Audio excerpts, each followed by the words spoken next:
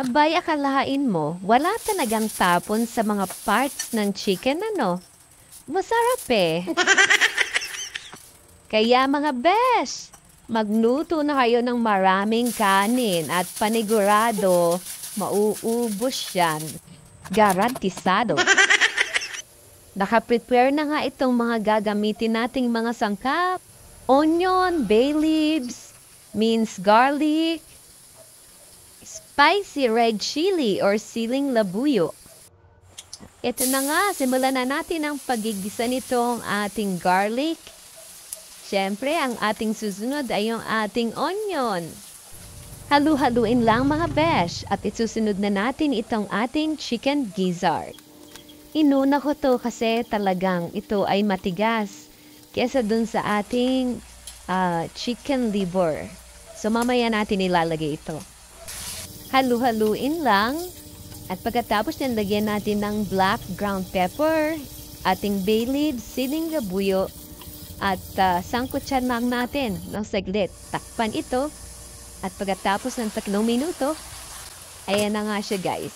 Medyo malambot na siya dyan. Tagay na natin yung ating chicken liver.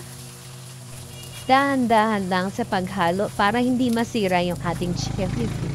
Ibigyan din natin ng magic, syempre, at yung ating marinated sauce.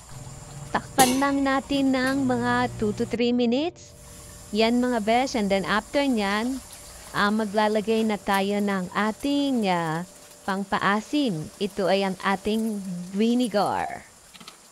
Huwag hahaluin ng 1 to 2 minutes para hindi mahilaw ang ating suka. At lagyan din natin ng 1 teaspoon brown sugar.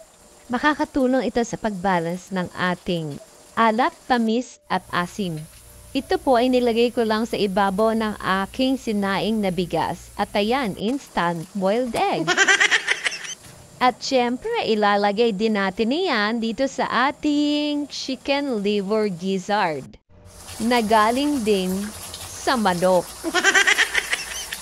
At ayan mga besh, ihain na natin sa ating hapagkainan at panigurado magugustuhan. Yun lang mga besh. Follow for more and thank you for watching.